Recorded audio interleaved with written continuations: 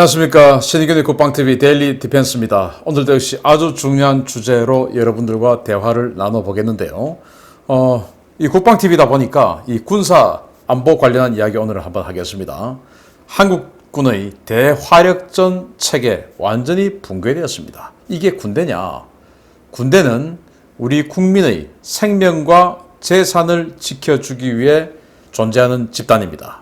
그러기 위해서 많은 비용을 들여서 운영을 하고 있는 것이죠. 그런데 국민의 생명과 재산을 지키는 능력이 없으면 그 조직이 유지할 가치가 있습니까? 없죠. 그런데 지금 그러한 이 부분들이 너무나 많이 있다라는 거예요. 그 중에서도 우리 서울 수도권의 생명 그리고 전쟁에서의 승리 이런 것들을 보장할 수 있는 북한의 포병에 대한 이 제압사격, 이 제압사격에 들어가지 않으면 우리 계속 두들겨 맞을 수밖에 없죠.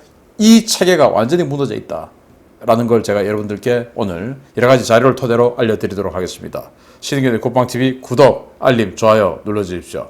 자, 2010년 연평도 포격 도발이죠. 10년 11월 23일 오후 2시 34분부터 3시 41분까지 1시간 넘게 지속된 포격이었습니다. 그런데 사실은 북한의 포를 1시간 넘게 맞으면 안 되죠. 그런데 이 연평도 포격 도발 때는 북한이 한 190여 발의 포를 쏘았고 그 중에 북한 포가 워낙 정확도가 떨어지다 보니까 한 80발 정도가 연평도에 떨어졌어요. 이 북한 포가 얼마나 이 형편없냐 하면은 한 12에서 15km 정도 되는 이 사거리에 있는 연평도는 크게 봐서 가로세로 한 2km, 2km 이 정도 되는 그런 섬이에요. 여기를 제대로 못 맞춰가지고 40% 정도만 이 내부에 떨어졌다라는 그런 황당한 사격술입니다. 어쨌든 그럼에도 불구하고 워낙 많이 쏘았고 1시간이나 북한의 포격을 허용했기 때문에 우리는 이런 화염에 휩싸인 이런 연평도를 볼 수밖에 없었죠. 자, 이렇게 지속 포격을 허용했던 이유는 바로 대포병 레이더의 침묵이었습니다. 우리 한국군은 당시에 ANTPY-36 그리고 ANTPY-37이라고 하는 두 종류의 대포병 레이더를 가지고 있었는데 이 대포병 레이더는 적이 포를 쏘면 그 포탄이 날아오는 궤적을 보고 이제 레이더를 이걸 감시하고 이 궤적을 통해서 얘는 지금 이런 식으로 올라오니까 최초 쏘았던 진지는 바로 이기겠구나 하는 그걸 산출해내는 레이더예요. 저기 포탄이 날아온다 안 날아온다 이걸 조기 경보하는 레이더가 아니고 포탄이 날아오는 궤적을 보고 그 값을 산정해가지고 최초에 쏜 위치를 파악해내는 레이더가 대포병 레이더입니다. 그러니까 이제 날아오니까 여기서 쐈네? 좌표는 어디야? 그걸 이제 우리 포병에게 알려주고 우리 포병은 신속하게 대포병 레이더가 알려주는 이 지역으로 제압사격에 들어가는 겁니다. 그러면은 저기 1탄은 쏘았지만 우리 제압사격이 얼마나 신속하게 들어가냐에 따라서 2탄, 3탄을 못 때리게 되죠. 그러면 우리는 초탄은 맞지만 그 다음부터 피해는 없어지는 겁니다.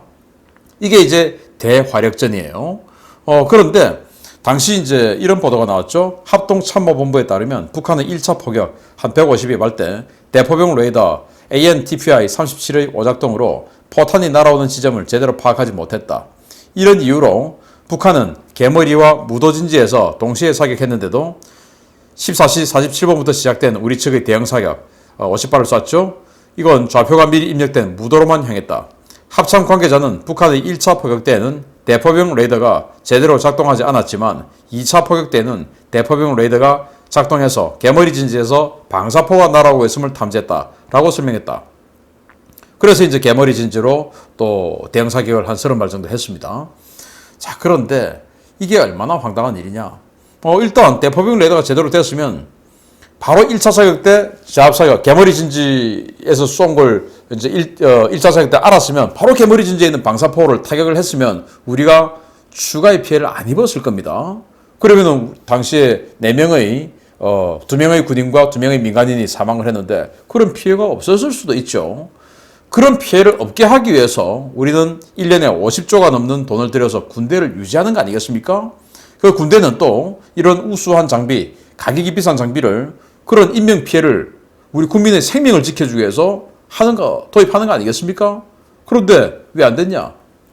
당시 이제 고장이 나서 수리 중이었다. 그래서 신속하게 고쳐서 이제 두 번째 사격 때는 어디에서 쏜 거? 개머리에서 쐈네? 무도가 아니었네? 그래서 개머리로 제압 사격을 했다라는 거 아니겠습니까? 자, 그래서 야, 이거 안 되겠다.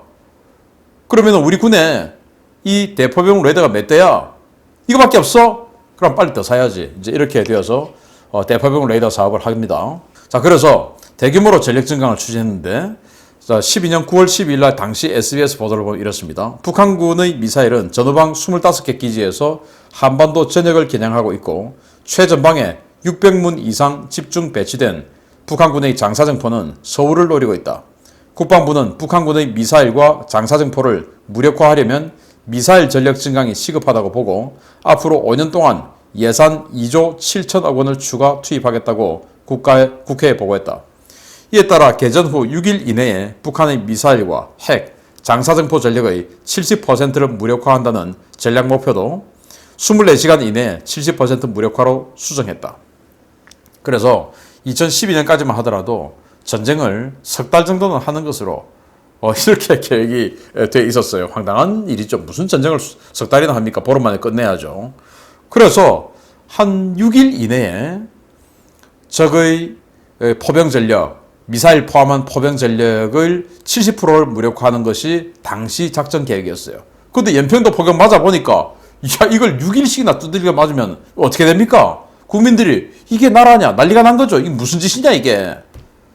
그래서 안 되겠다 해서 하루 만에 당일날 북한의 이 미사일 포함한 화력을, 포병 화력을 70% 무력화하는 이 구상으로 바꿨어요. 근데 아주 간단하죠. 숫자만 6일 그냥 1로 바꿔.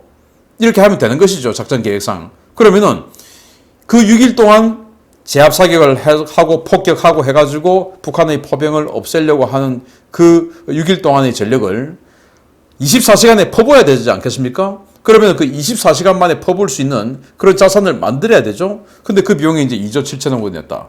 사실은 뭐 얼토당토 않은 이야기죠. 너무 적죠, 사실은. 그래서 그런데 여기 보면 주로 KT즘, 한국형 전술 미사일, KT즘, 그리고 스파이크, 엠로스 미사일, 뭐 이런 타격 전력들이 많아요. 당시 연평도에서 우리가 포격을 받을 때 북한이 어디에서 쏘는 거를 처음에 몰랐고, 그리고 우리가 초탄을 이제 쏴가지고 이게 제대로 탄착이 됐는지를 알 수가 없었고, 알 수가 없었으니까 그냥 계속 거기다 쐈는데 그게 엉뚱한 데 날아간 거고, 이래서 정찰 전력, 그래서 비행선을 띄우려고 했죠. 그게 이제 뭐 SK텔레콤에서 하고 뭐 이렇게 했는데 잘 안 돼서 결국 이제 끝나버렸는데, 안 하는 걸로 되어버렸는데, 이 정찰 전력, 탐지 전력, 이런 것들이 사실은 제일 중요한데, 이런 것들보다는 그냥 펀치력만 늘어갑니다. 왜? 펀치력은 눈에 보이는 폼나니까. 저는 그렇게 봅니다. 그래서 이제 이런 사업을 당시에 긴급하게 추진을 했습니다. 그러면서 이제 펀치만 늘렸죠. 근데 제일 중요한 건 눈인데, 그 눈은 10년째 시각장애인이다. 안 보인다 이겁니다. 제가 시각장애인을 폄하하는 게 아니라 상황이 그렇다 이겁니다. 안 보인다 이겁니다. 근데 분명히 돈은 들였어요. 자, 당시에 AN/TPQ-36 이게 10개가 있었고요. 우리 군 전체에. 그리고 TPQ-37이 5개가 있었습니다. 우리 이 휴전선 전역을 포함해서 수도권, 그리고 연평도, 백령도 이렇게 다 지켜야 되는데 이게 세상에 15개밖에 없었네요. 그런데 이 TPQ-36 같은 경우는 이건 제대로 된 포병 레이더, 대포병 레이더가 아니고 대박격포 레이더입니다. 탐지 거리도 24km밖에 안 되고 분당 10발을 트래킹할 수가 있어요. 10개의 표적을 탐지할 수 있는 그런 저성능이죠. 그리고 박격포는 탄이 아주 느립니다. 그래서 TPQ-36 같은 경우는 대박격포 레이더이기 때문에 아주 느린 탄도의 포만 탐지를 할 수가 있고, 그래서 이제 진짜 대화력 작전할 수 있는 대포병 레이더는 TPQ-37이죠. 이건 이제 50km를 볼 수 있고 좀 빠른 포탄도, 일반적인 포탄과 로켓탄도 탐지를 할 수가 있었습니다.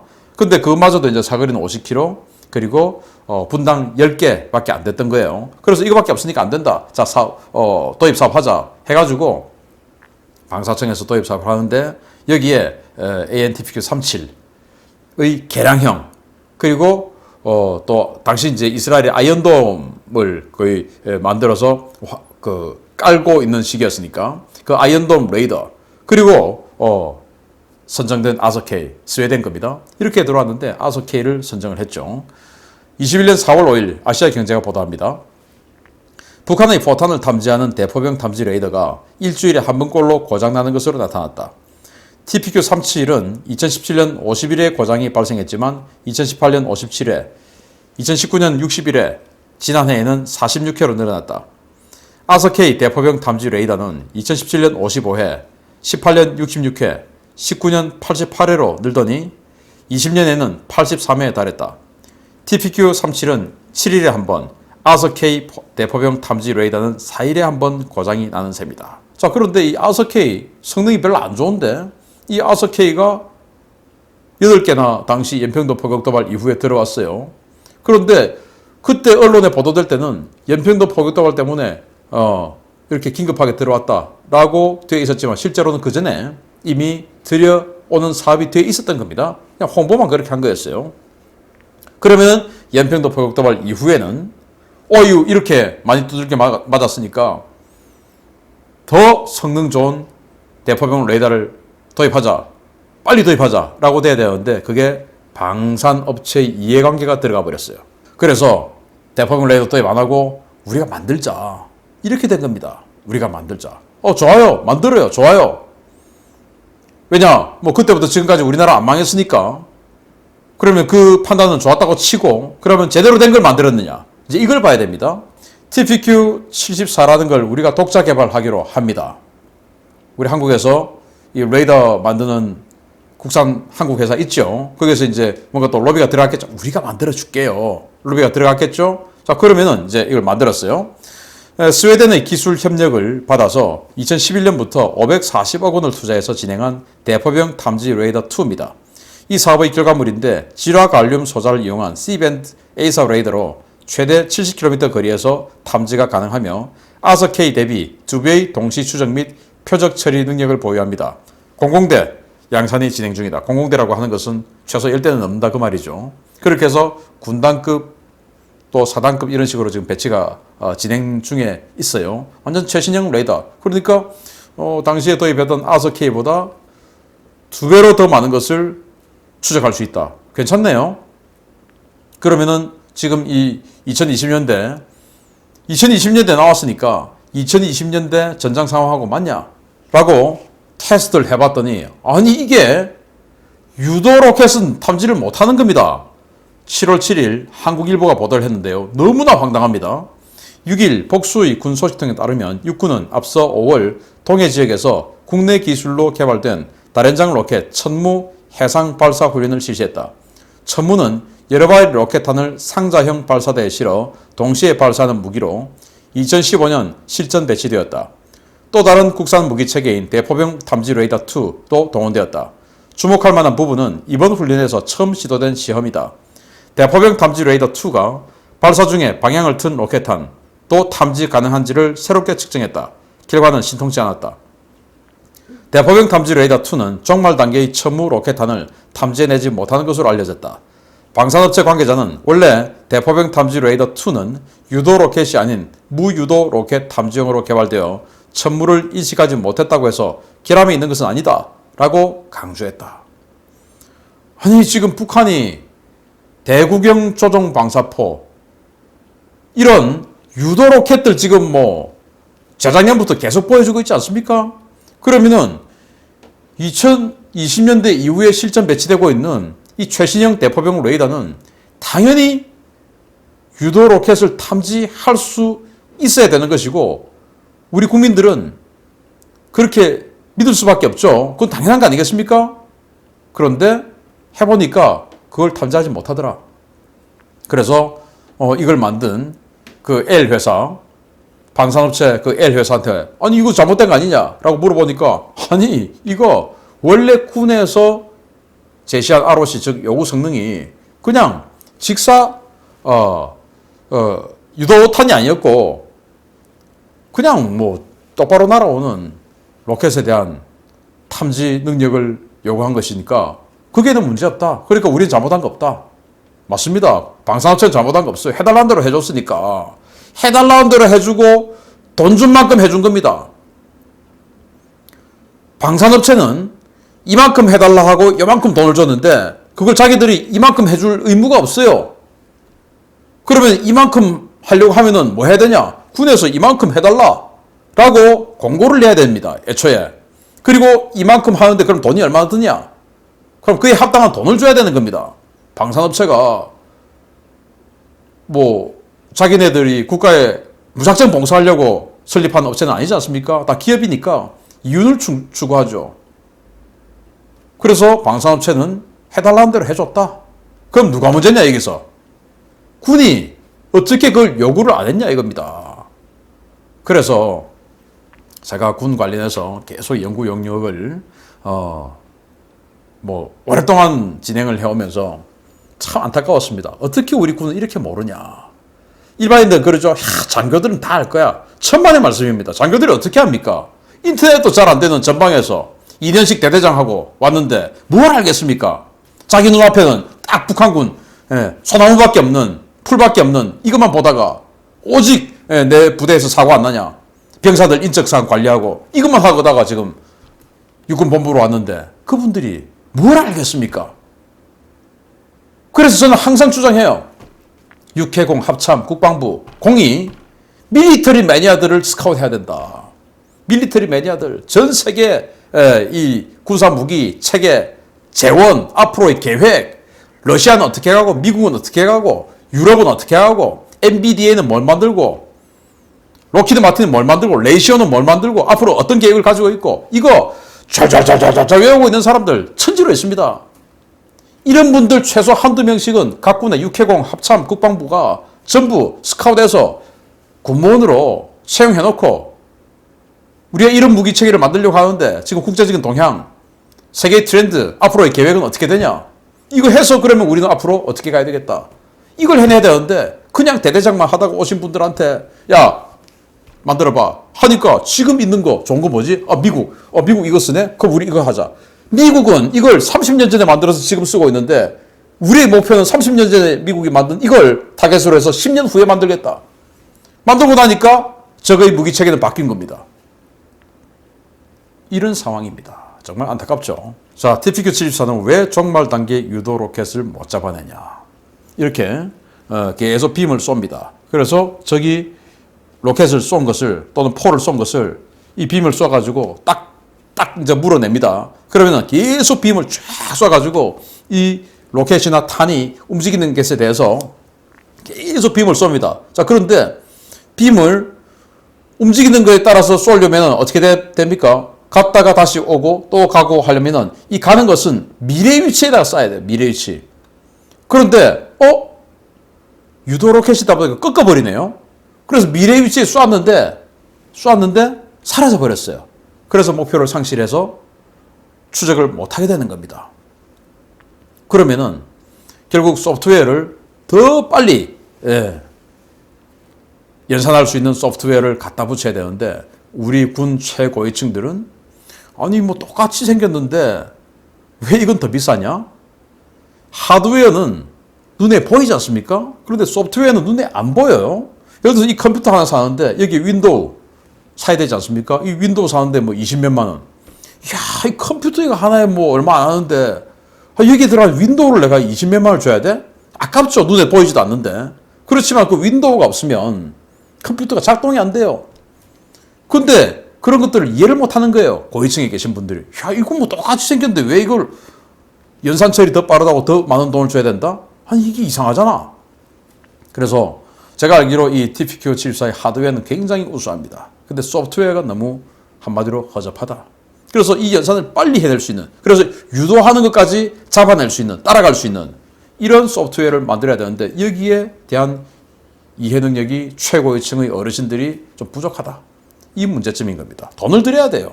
자, 왜 이런 황당한 결과물이 나왔냐? 방사청이 방사청했습니다. 2006년도에 노무현 대통령 때 방사청 만들 때 왜 만들었냐?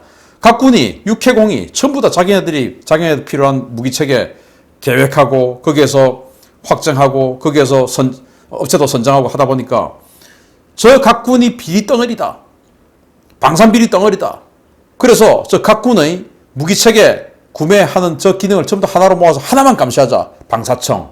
그래서 방사청의 설립 모토는 뭐냐? 좋은 무기를 싸고 비리 없이 도입하는 게 방사청의 설립 모토였습니다. 그런데 공무원들은 처벌받기 싫죠. 싸고 싼 것을 싸게 도입하면 똑같은 무기를 싸게 도입하면은 뭔가 능력이 있어 보이죠. 비리 없이 도입해야 감옥에 안 가죠. 근데 좋은 무기다 안 좋은 무기다 이거는 뭐 정량적인 게 없으니까 이건 사라지고 그냥 무기를 싸고 비리 없이 도입하는 대로만 가버렸어요. 원래는 좋은 무기를 싸고 비리 없이 도입해야 되는데 좋은 무기 사실 이게 제일 중요한데 이건 사라져 버렸어요. 그냥 무기 그냥 싸게 하자. 싸게 하려면 어떻게 해야 돼? 공개 입찰해야지. 공개 입찰. 그런데 이런 무기 우리 이거 사야 되는데 이 무기는 여기에 들어온 성능이 요거 하나뿐이네. 전 세계 아무리 둘러봐도 그럼 이거 공개 입찰 안 되잖아. 수의계약했다고 우리가 비리했다고 나중에 수사 들어올라. 공개 입찰해야 돼. 안 돼. 수의계약하면 큰일 나. 근데 우리가 요구하는 성능이 요거 하나뿐인데 전 세계에. 그러면 수의계약 너 왜 수의계약 했어? 너 업체 얼마 받아먹었어? 통장 내봐. 이렇게 들어올 거 아니냐. 자 그러면 아예 요구 성능을 확 다운시켜버리자. 그러면은 원래는 우리는 이걸 원했는데 요구 성능을 이만큼 낮춰버리면은 이게 이제 한 4-5개 업체 돼. 전 세계에. 그러면은 입찰이 들어올 수 있잖아. 그럼 우리는 책임 안 져도 돼. 공개 입찰했으니까. 이렇게 되는 겁니다.